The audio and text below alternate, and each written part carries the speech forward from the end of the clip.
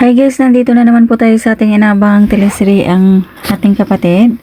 At dahil kampante nito si Chris na umalis dahil okay na yung kanyang mga anak. Kung kaya't biglang sinabi ni Rosel na okay naman daw na kahit nandun siya dahil kailangan siya ng kanyang anak na kambal. Kung kaya't ayun, nagpasalamat si Chris dahil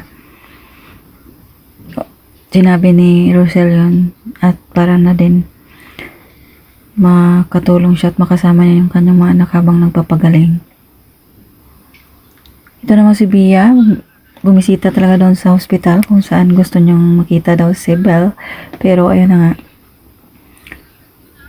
galit itong si Rosel at sinabi nito na hindi siya kailangan doon. Pero ang daming sinabi itong si Bia patungkol sa kanyang kambal na kisyo darating din yung time na mawala din yung kambal sa kanya. Kung kaya nung dumaan yung nurse na may hawak-hawak na syringe, biglang inago ito ni Rosel at tinakot niya si Bia na kung hindi ito lalayas o aalis, ituturok niya ito sa kay Bia sabay tulak nito. Kung kaya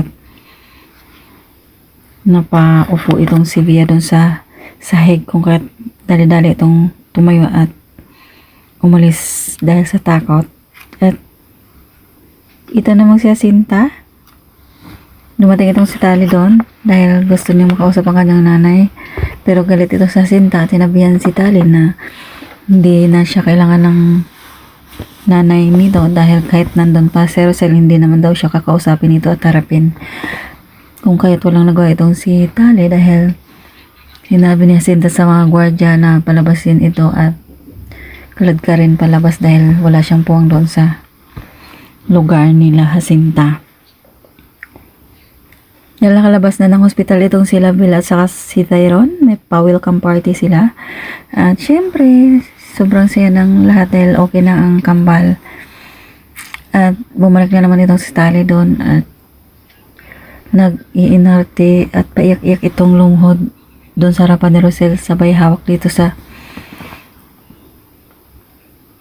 paa ni Rosel na ready daw siya kahit halikan niya yung paa ng nanay niya, mapabalik lang daw siya doon sa pamilya niya dahil sinasaktan daw siya ni Melania. At syempre nagdadrama lang siya dahil sa utos na din ni Melania at pati na din ni Bia. Pero ayun, makikita sa pagmumukha ni Rosel na talagang matigas ang puso niya dahil sa mga ginawa ni Tali sa kanya na pagtatraidor at talaga namang gumagawa ito ng kung ano, nung dahilan para lang matanggap siya ulit ni Rosel. Ito namang daddy ni Wesley, dumating doon sa bahay nila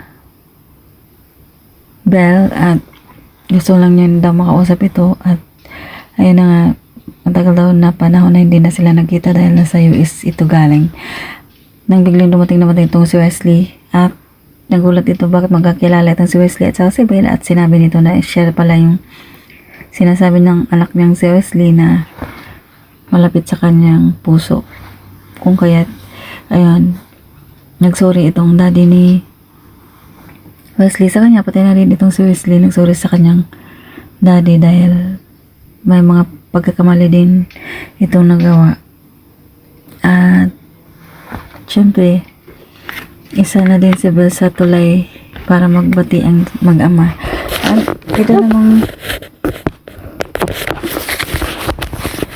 namang si Bia at saka si Melania talagang porsigidong sirain ang pamilya ni Rosel kung kahit gumagawa sila ng paraan para makaganti dito. At abangan nyo na lang mga susunod na kumalata guys. Ang pagsabi ni Malo o ng kapartner ni Malo na mayroon silang nakita mga kalalakihan na umaaligid-aligid doon sa bus, kung kahit napagdudahan nila na si Melania at Bia ang may pakanan ng lahat ng nangyayari sa kambal. Kung kaya ayun na nga, thank you so much for watching. Please don't forget to like, subscribe, and press the bell button for you to notify on my next video. Thank you and bye! Super lunch, Cafe de Coral, KFC. Ano, dahil na itong kanong beef. Before lunch. Kailan daw mo tayo kinakaon di permi, no?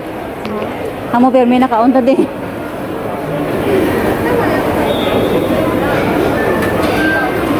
Tapi di coral pork chop.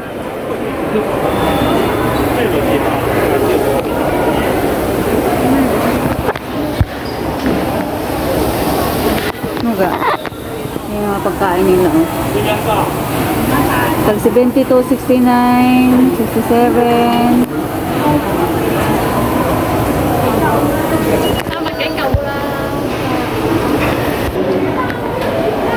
Cafe de Coral, 39 lang. Oh, 39. Wala dyan, noodles?